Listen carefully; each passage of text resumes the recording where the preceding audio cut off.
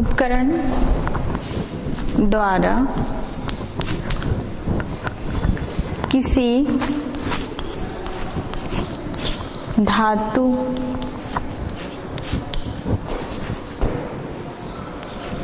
का चालकता गुणांक ज्ञात करना।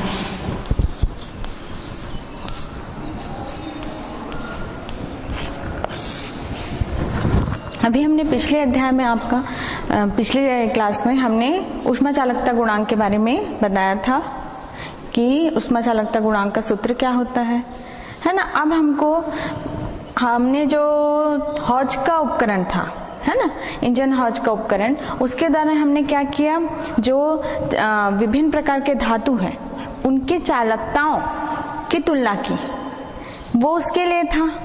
अब आगे सरल का जो उपकरण है उसके द्वारा हम क्या कर सकते हैं, किसी भी धातु की चालकता गुणांक की गणना की जा सकती है। जैसे कि आपका सरल के उपकरण की बनावट इस प्रकार से है, ये कहलाता है आपका सरल का उपकरण, है ना। इसमें आपका ये जो ए वाला भाग है, ए बी जो बताया गया है, ये प्रायोगिक क्षण है जिसकी आपको चालकता गुणांक की गणना करनी है। जिसके लिए यहाँ पर इसी जो धातु की जो प्लेट है, क्षण है, उसमें धातु, है ना, तांबे की पाइप यहाँ पर लिपटी हुई है, जिसके एक जो सिरा है वो आपका पानी से कनेक्ट है, पानी की टंकी से, और उसमें एक थर्मामीटर लगा हुआ है। दूसरा जो दूसरा सिरा है वो दूसरे वाले थर्मामीटर से लगा हुआ है। ये निकासी के लिए, अगर आप इसमें प्रवेश के लिए है, और ये बाहर निकलने के लिए, ठीक है, पानी का। यहाँ पर एक आपका लकड़ी का बॉक्स नुमा है, इसके अंदर जो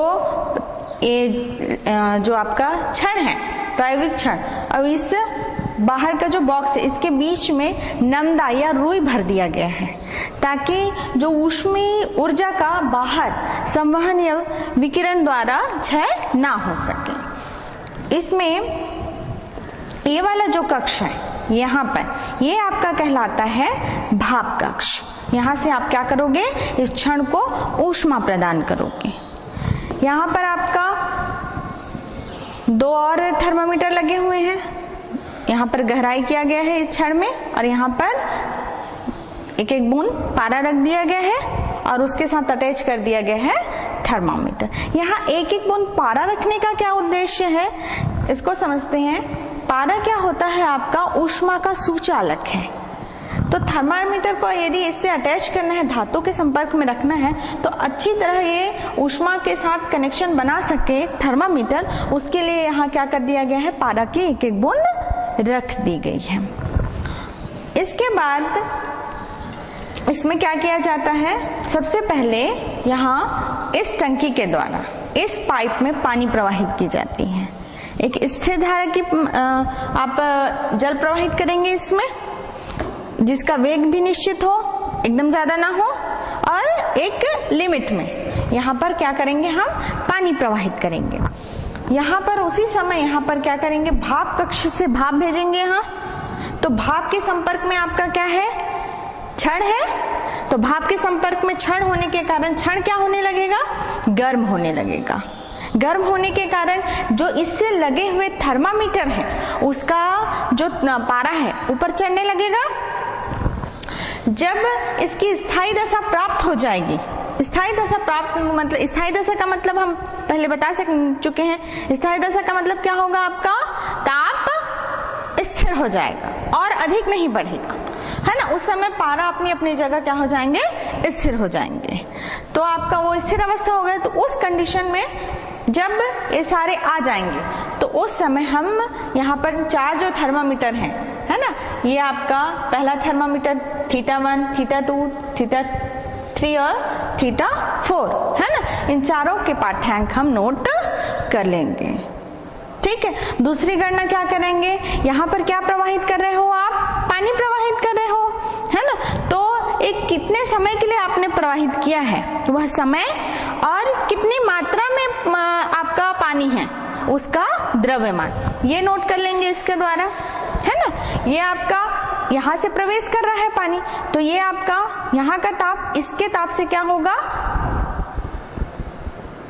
यहाँ का ताप क्या होगा, इसका ताप कम होगा क्योंकि यहाँ से प्रवेश कर रहा है। उसके बाद ये ऊष्मा ग्रहण कर रहा है, चूंकि ये इससे लिपटा हुआ है, आपका लोहे के छड़ से लिपटा हुआ है, तो यहाँ से जो ऊष्मा के ये भाप के कारण जो ये गर्म होगा, वो ऊष्मा किसमें चली जाएगी, इसमें प्रवाहित होने वाली पानी में, जिसके कारण इसका भी ताप परिवर्तित हो जाएगा, है ना। तो इसका ताप कम होगा और इसका ताप क्या होगा, अधिक होगा।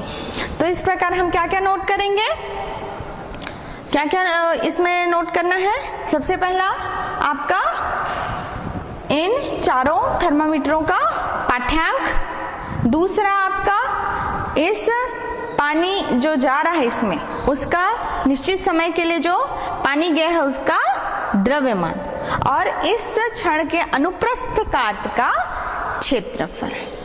तो ये चीजें हम नोट कर लेंगे। इसके बाद हम जो आपका चालकता गुणांक का जो सूत्र है उसमें रख देंगे। तो उसके लिए हम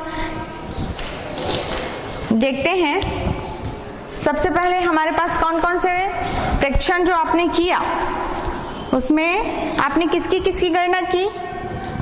सबसे पहला अनुप्रस्थ काट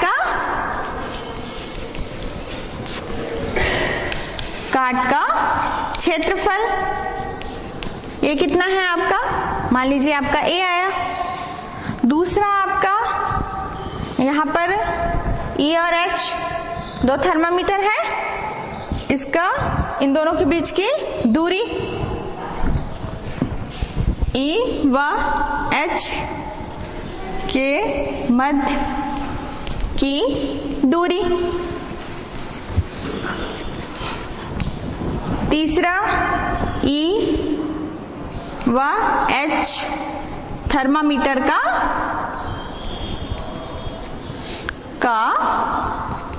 पाठ्यांक, आपका मान लीजिए इसका पहले का θ1 है, इसका θ2 है, तो θ1 व θ2। उसके बाद ये तो पहला हो गया, ये दूसरा, तीसरा, चौथा आप क्या नोट करोगे, ये तीसरा और चौथा थर्मामीटर है, तो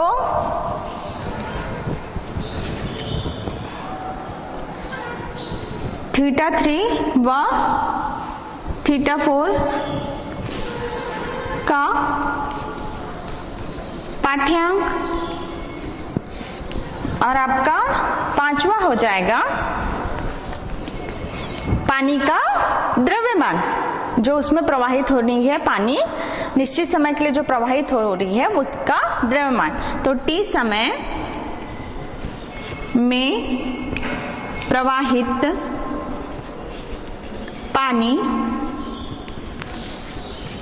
का द्रव्यमान m।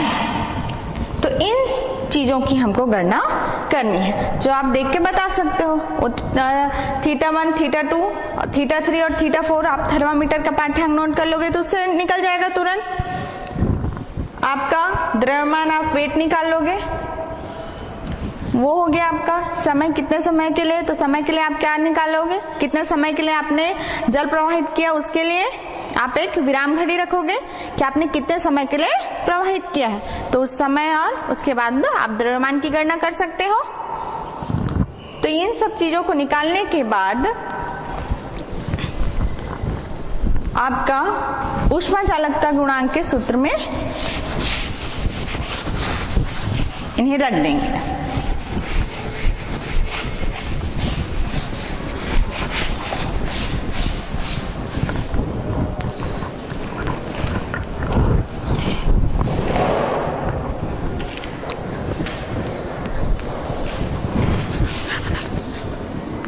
ऊष्मा चालकता गुणांक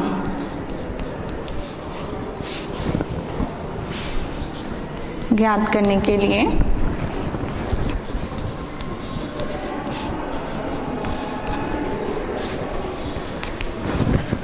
Q बराबर क्या होता है आपका A θ1 माइनस θ2 T/d।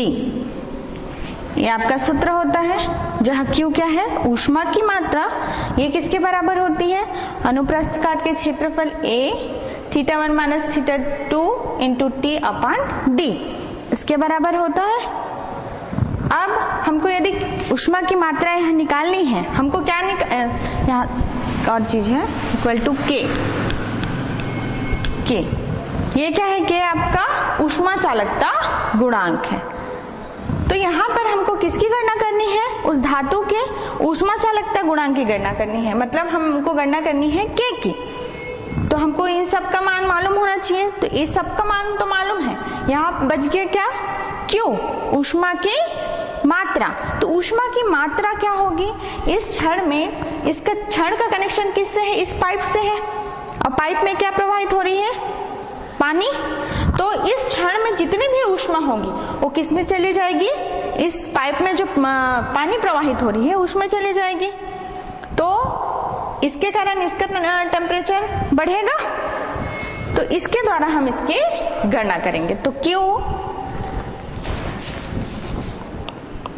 पानी द्वारा अवशोषित ऊष्मा Q बराबर आपका विशिष्ट ऊष्मा का सूत्र क्या था, क्या होता है आपका विशिष्ट ऊष्मा का सूत्र, Q equal to ms del T। Q equal to क्या होता है, ms del T, ये होता है सूत्र। Q ऊष्मा की मात्रा, m द्रव्यमान, s विशिष्ट ऊष्मा, del T तापांतर, ये है, या ताप में वृद्धि।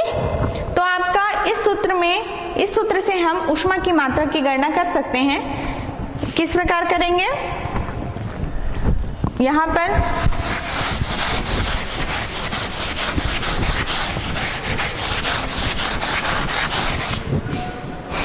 Q इक्वल टू m पानी का द्रव्यमान हो गया। पानी के लिए जो विशिष्ट ऊष्मा होती है वो 1 होती है।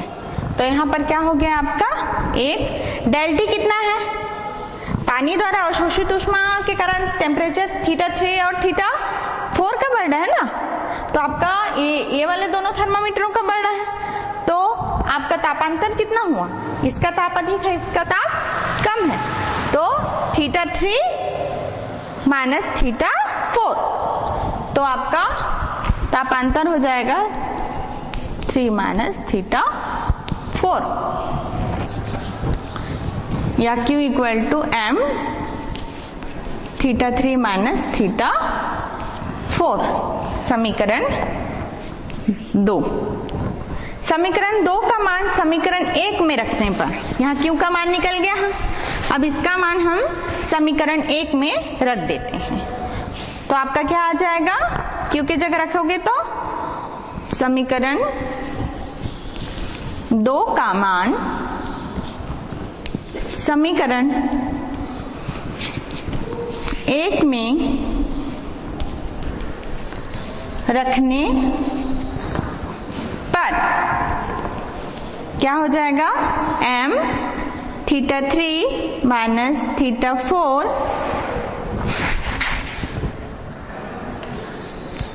इक्वल टू, इधर क्या था आपका KA θ1 माइनस θ2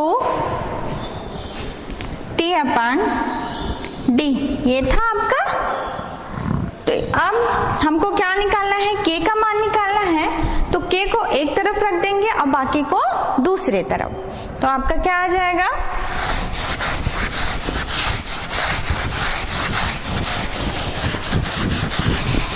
क्या आ जाएगा, K को एक साइड रख दीजिए, बाकी को दूसरे साइड।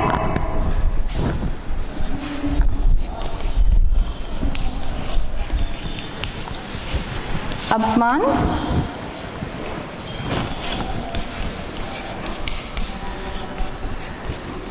ये आ गया आपका, है ना। तो इस सूत्र के द्वारा हम ऊष्मा चालकता गुणांक का मान निकालेंगे धातु का। तो इसमें आपका m का द्रव्यमान मैंने बताया, पानी का आप कितने समय तक प्रवाहित करें उस पानी का द्रव्यमान निकालेंगे कितना है। उसके बाद θ3 θ4 आपके ये दोनों थर्मामीटर के पाठ्यांक होंगे, θ1 θ2 E और H के पाठ्यांक होंगे, और आपका अनुप्रस्थ काट का क्षेत्रफल ये क्षण का। तो सारे वैल्यू आपके यहाँ मालूम हो गया, तो इसके द्वारा हम आसानी से K की गणना कर सकते हैं। तो इस प्रकार जिस भी धातु की ऊष्मा चालकता गुणांक हमको ज्ञात करनी है उसको यहाँ रखकर हम इस सूत्र के द्वारा ऊष्मा चालकता गुणांक की गणना कर सकते हैं। तो ये हो गया आपका सूत्र। तो ये है सरल का उपकरण और उसके द्वारा चालकता की गणना करना।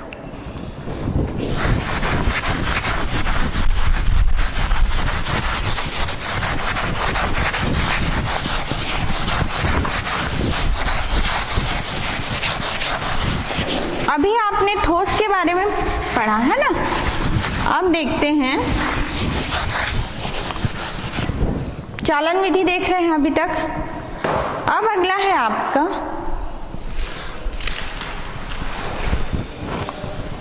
इसका दैनिक जीवन में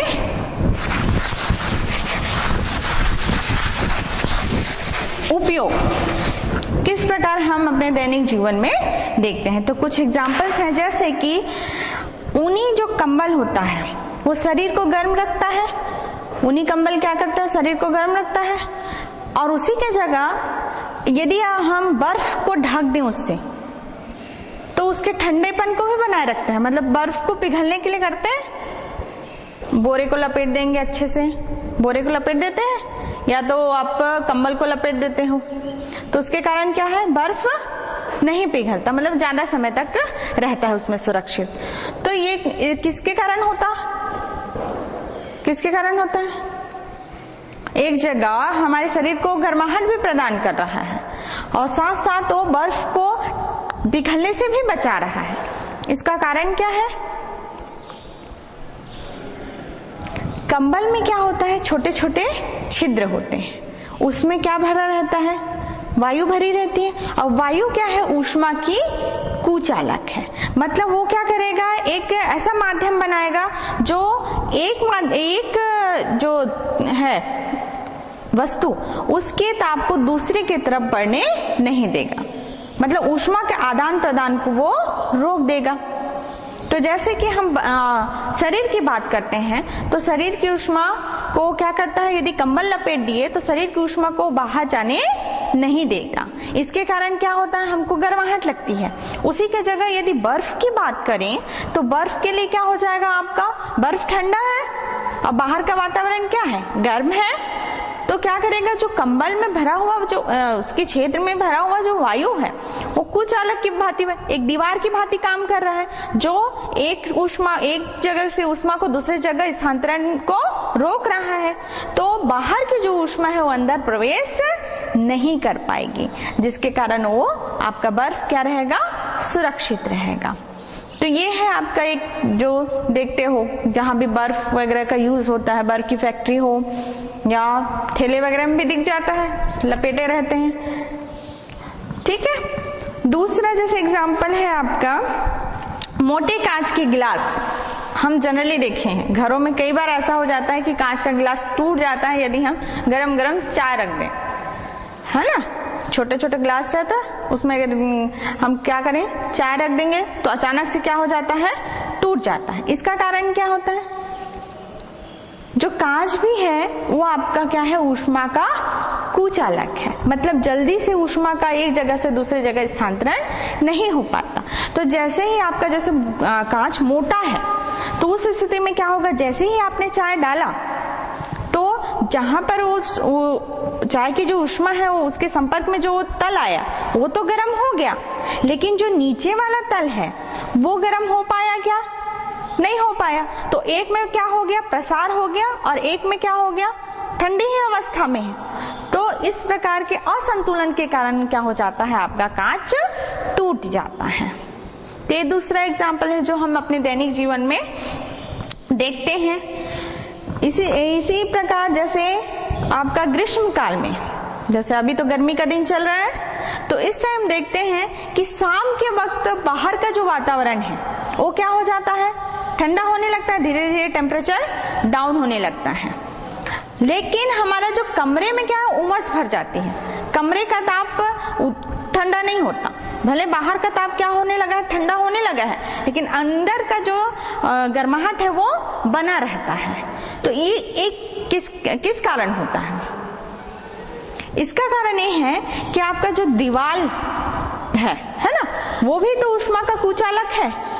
तो वो क्या करता है, जैसे बाहर का वातावरण भले ही ठंडा हो गया हो, लेकिन हम जो रूम में जो ऊष्मा भरी हुई है या जो गर्माहट है, तो वो ऊष्मीय ऊर्जा एकाएक बाहर नहीं जा पाती दीवार के कारण, जिसके कारण क्या है, हमारे रूम को जो है ठंडा होने में टाइम लगता है। तो ये जो हम देखते हैं, है ना, तो ये कुछ एग्जाम्पल है ऊष्मा चालकता के। आगे है आपका दूसरा, फर्स्ट अभी पढ़े थे हम चालन। 3 विधियां हैं ऊष्मीय ऊर्जा के स्थानांतरण की। 3 विधियां कौन कौन सी हैं आपकी, चालन, संवहन और विकिरण। तो हमने अभी तक किसके बारे में पढ़ा, चालन के बारे में पढ़ा। चालन में क्या होता है, एक अणु अपने ही जगह पे रहता है, लेकिन दूसरे अणु को क्या करता है, या दूसरे कण को ऊष्मीय ऊर्जा प्रदान कर देता है। इस प्रकार ऊष्मीय ऊर्जा का एक जगह से दूसरे जगह स्थानांतरण होता है। अब दूसरा जो है संवहन, अब हम किसके बारे में पढ़ेंगे, संवहन। संवहन में क्या होता है, कण ही इसमें ऊर्जा का एक जगह से दूसरी जगह स्थानांतरण कर रहे हैं, लेकिन कण गतिशील भी हैं। कण कौन सी अवस्था में है आपके, गतिशील अवस्था में, चालन में नहीं था। अब संवहन में क्या हो रहा है, कण उसके साथ साथ ऊर्जा का स्थानांतरण तो हो रहा है, साथ साथ स्वयं भी गति कर रहे हैं। तो ये आपका किसमें होता है, जैसे पानी को गर्म करते हैं, नीचे जिसके ऊष्मा के संपर्क में है वो वाला जो भाग है पहले गर्म होता है और वो ऊपर चला जाता है हल्का होके, और जो भारी वाला है वो नीचे आ जाता है। फिर ये प्रोसेस क्या है, चलता रहता है और पूरा पानी आपका गर्म हो जाता है। तो ये आपका क्या कहलाता है, संवहन द्वारा ऊष्मा का स्थानांतरण। तो इसके लिए 2 प्रकार के संवहन बताए गए हैं, प्राकृतिक संवहन और दूसरा है प्रणोदित संवहन। प्राकृतिक संवहन का मतलब क्या है, 2 प्रकार का संवहन है।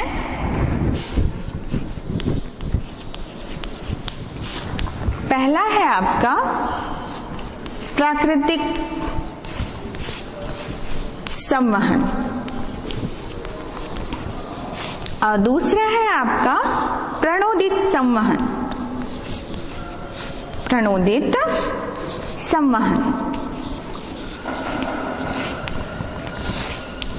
तो प्राकृतिक संवहन मतलब प्राकृतिक रूप से, जैसे कि आपका कहीं पे घनत्व अधिक हो गया वायु का, कहीं पे कम हो गया, उसके कारण क्या होता है, ऊष्मीय ऊर्जा का एक जगह से दूसरे जगह स्थानांतरण होता है, वो आपका क्या कहलाता है, प्राकृतिक संवहन हो गया।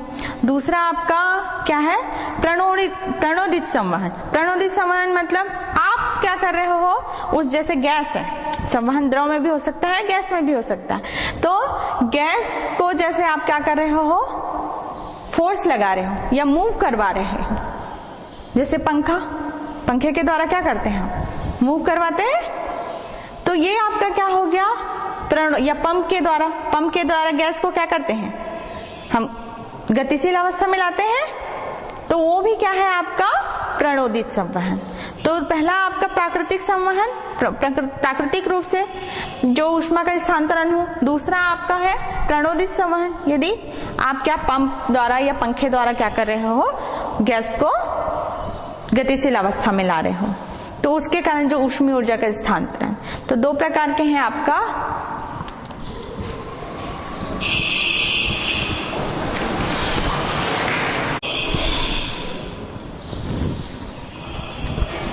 तो दो प्रकार से हुआ आपका प्राकृतिक संवहन और प्रणोदित संवहन। तो संवहन के कुछ हम अनुप्रयोग देखते हैं जो हमारे पृथ्वी को भी बनाए रखने के लिए या हमारे लिए भी क्या है, बहुत ही जरूरी है। कि जैसे कि पहला आपने सुना होगा व्यापारिक वायु।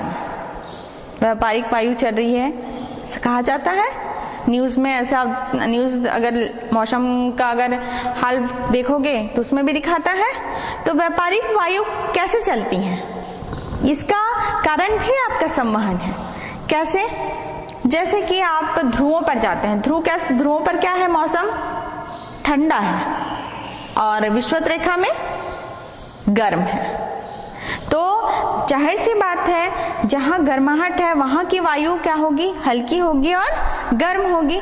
गर्म और हल्की होने के कारण ऊपर उठेगी और आपका जो ध्रुव है वहां सब जगह बर्फ से ढका हुआ है, तो वहां का मौसम कैसा है, ठंडा है।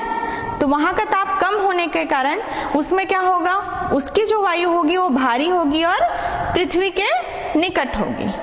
तो इस कारण क्या हो रहा है, घनत्व में परिवर्तन हो रहा है, ताप में परिवर्तन और घनत्व में परिवर्तन, जिसके कारण क्या होता है, आपका विषुवत रेखा वाला जो वायु है, गर्म वायु हल्की होकर ऊपर उठती है और वो किधर की ओर चलती है, ध्रुवों की ओर चलती है, जैसे उत्तरी ध्रुव की ओर चलने लगेगी। और जो उत्तरी ध्रुव का जो ठंडा वायु है, इसकी जगह लेने के लिए वो नीचे आ गया, तो वो नीचे आ जाएगा आपका, किधर, विषुवत रेखा की ओर चलने लगेगी। मतलब आपका गर्म वायु किधर से किधर चल रहा है, विषुवत रेखा से ध्रुवों की ओर चल रहा है, और ठंडी वायु किधर से किधर चल रही है, ध्रुवों से आपके विषुवत रेखा की ओर। तो ये आपका चक्रनुमा हो गया। और चूंकि इस हमारा जो पृथ्वी है वो कौन सी गति करता है, घूर्णी गति भी करता है। पृथ्वी सूर्य का तो चक्कर लगा ही रहा है, साथ साथ अपने अक्ष पर भी क्या कर रहा है, घूर्णी गति कर रहा है। तो घूर्णी गति के कारण, घूर्णी गति किधर से किधर, पूर्व से पश्चिम की ओर। तो आपका जैसे वायु उत्तर की ओर जा रहा है, जो गर्म वायु है किधर गया, उत्तर की ओर, तो वो क्या हो जाता है, मुड़ जाता है, किधर, इसके रोटेशन के कारण पूर्व से पश्चिम में आ रहा है, तो वो जो उत्तर की ओर जा रहा है उत्तर से पूर्व की ओर मुड़ जाता है। तो इन्हीं वायु को क्या कहते हैं हम, व्यापारिक वायु कहते हैं, उत्तर से पूर्व की ओर चलने वाली वायु। तो ये किसके कारण हो रहा है, आपका संवहन के कारण ही हो रहा है। गर्म हल्के आपका गैस गर्म होकर ऊपर उठ गया, उसकी जगह क्या है, ठंडी वायु आ गई, वो फिर गर्म होगी, फिर ऊपर वो चली जाएगी, उसकी जगह फिर कौन आ जाएगा, आपका ठंडी वायु आ जाएगा। तो ये प्रोसेस आपका क्या है, चलता रहेगा। इसी प्रकार दूसरा हम एग्जाम्पल देखते हैं वेंटिलेशन का। जो घरों में खिड़कियां होती हैं या वेंटिलेशन लगाया जाता है, उसका कारण क्या होता है, जैसे हम सांस ले रहे हैं तो सांस गर्माहट होती है, तो वो गर्म और अशुद्ध वायु क्या हल्की होने के कारण, गर्म है और अशुद्ध है तो हल्की होने के कारण ऊपर चली जाएगी, और जो ठंडी वायु है या शुद्ध वायु वो खिड़कियों के द्वारा आ जाएगी। तो वेंटिलेशन के द्वारा क्या हो गया, गर्म वायु ऊपर की ओर बाहर निकल गई, जो अशुद्ध वायु है, और उसकी जगह किसने ले लिया, बाहर की शुद्ध वायु और ठंडी वायु ने ले लिया। तो इस प्रकार आपका जो कमरा है वो स्वास्थ्यप्रद रहेगा। इसलिए कहा जाता है कि कमरे एकदम बंद बंद ना हो, क्या हो, उनमें पर्याप्त खिड़कियां और वेंटिलेशन की सुविधा हो, तभी आपका जो कमरा है वो क्या रहेगा, अच्छा बना रहेगा, आपको भी अच्छा लगेगा और आपके स्वास्थ्य के लिए भी अच्छा है। तो ये है कुछ एग्जाम्पल्स आपके संवहन के।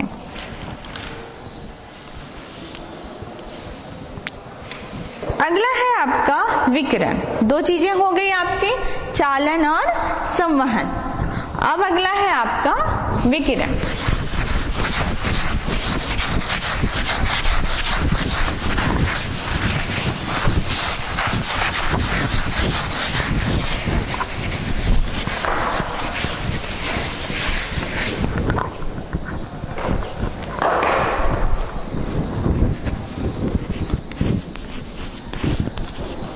विकिरण, विकिरण का मतलब क्या है आपका, विकिरण ये कौन सी है, ऊष्मा संचरण की ये कौन सी विधि है, विकिरण। विकिरण में क्या होगा आपका, इसमें ऊष्मा का स्थानांतरण तो होता है, लेकिन ऊष्मा के स्थानांतरण के लिए या ऊष्मीय ऊर्जा के एक जगह से दूसरी जगह जाने के लिए माध्यम की आवश्यकता नहीं होती। आपका इसमें क्या है, माध्यम नहीं लगेगा। जैसे सूर्य का प्रकाश हम तक पहुंचता है, तो सूर्य का प्रकाश हम तक सूर्य तो बहुत दूर है, तो बीच में कई जगह ऐसा आता है कि निर्वात मतलब कुछ भी नहीं है वहां, वो आता है, तो फिर भी हमारे तक वो ऊष्मीय ऊर्जा आ रही है, ये सूर्य का प्रकाश हम तक पहुंच रहा है। तो इसका कारण क्या है, आपका ऊष्मीय ऊर्जा का जो स्थानांतरण है वो किसके द्वारा हो रहा है, विकिरण के द्वारा हो रहा है। तो विकिरण में क्या होगा, आपको माध्यम की आवश्यकता नहीं होगी ऊष्मीय स्थानांतरण के लिए। तो जैसे आपका सूर्य का प्रकाश है ना, सूर्य के प्रकाश में मुख्यतः 3 भाग होते हैं। एक है आपका अवरक्त किरणें, दूसरा आपका क्या है, दृश्य प्रकाश, और तीसरा आपका क्या है, पराबैंगनी किरणें। अवरक्त किरणों का जो तरंग दैर्घ्य होता है वो सबसे अधिक होता है, उससे कम आपका दृश्य प्रकाश का होता है, उससे कम आपका पराबैंगनी का होता है। तो जो इसमें पहला जो भाग है अवरक्त प्रकाश, जिसको कहा जाए अवरक्त किरणें कहा जाता है, अवरक्त किरणें ही आपकी ऊष्मीय विकिरण है। इसको ही क्या कहते हैं, हम ऊष्मीय विकिरण कहते हैं, क्योंकि अवरक्त किरणों का ही गुण होता है कि वह किसी भी पदार्थ को क्या कर सकता है, गर्म कर सकता है। तो जब ऊष्मीय विकिरण क्या है, एक जगह से दूसरी जगह स्थानांतरित होती है, तो यदि वह कोई पदार्थ उसके सामने आता है तो गर्माहट का अनुभव तब करेगा जब उस ऊष्मीय विकिरण को क्या करता है, वो अवशोषित करता है। यदि अपने में से जाने देगा तो वो गर्म नहीं होगा। तो ऊष्मीय विकिरण ऊष्मा का रूप कब लेती है, जब कोई भी पदार्थ हो, उसको हमको पता कैसे चलता है, वो तो अदृश्य रूप में रहता है ऊष्मीय विकिरण, लेकिन हमको पता कैसे चलता है कि ऊष्मीय विकिरण में जो है वो ऊष्मा है, ऊष्मीय ऊर्जा है, वो कब पता चलेगा, जब उसके सामने यदि कोई पदार्थ रखा जाएगा या कोई वस्तु रखते हैं तो वो क्या हो जाएगा, गर्म हो जाएगा, अवशोषित कर लेगा ऊष्मीय विकिरण को, तो वो क्या हो गया, गर्म। तो ये ऊष्मीय ऊर्जा निहित है। लेकिन यदि उसमें से जाने देगा अपने में से, तो फिर वो वस्तु क्या है, वो गर्म नहीं होगी। तो यह आपका तीसरा विधि ऊष्मीय विकिरण की। तो ये इसके गुण लगभग आपके प्रकाश का जो गुण है उसके लगभग समान होता है। जैसे प्रकाश का वेग 3 × 10⁸ मीटर प्रति सेकंड होता है, तो ऊष्मीय विकिरण का भी जो वेग है क्या है आपका, 3 × 10⁸ मीटर प्रति सेकंड है। जैसे प्रकाश क्या करता है, परावर्तन का गुण, अपवर्तन का गुण, ध्रुवण का गुण, व्यतिकरण का गुण प्रदर्शित करता है, तो आपका जो ऊष्मीय विकिरण भी है वो भी इन गुणों को प्रदर्शित करती है। प्रकाश को भी एक जगह से दूसरी जगह जाने के लिए माध्यम की आवश्यकता नहीं होती, तो उसी प्रकार ऊष्मीय विकिरण को भी नहीं होती। प्रकाश क्या है आपका, विद्युत चुंबकीय किरण है, तो आपका ऊष्मीय विकिरण भी क्या है, विद्युत चुंबकीय किरण है। तो ये किससे सिमिलरिटी में है, आपका प्रकाश से, लगभग प्रकाश के समान ही अपने गुण परिलक्षित करता है। तो ये हो गया आपका ऊष्मीय विकिरण। तो अभी के लिए इतना ही आपका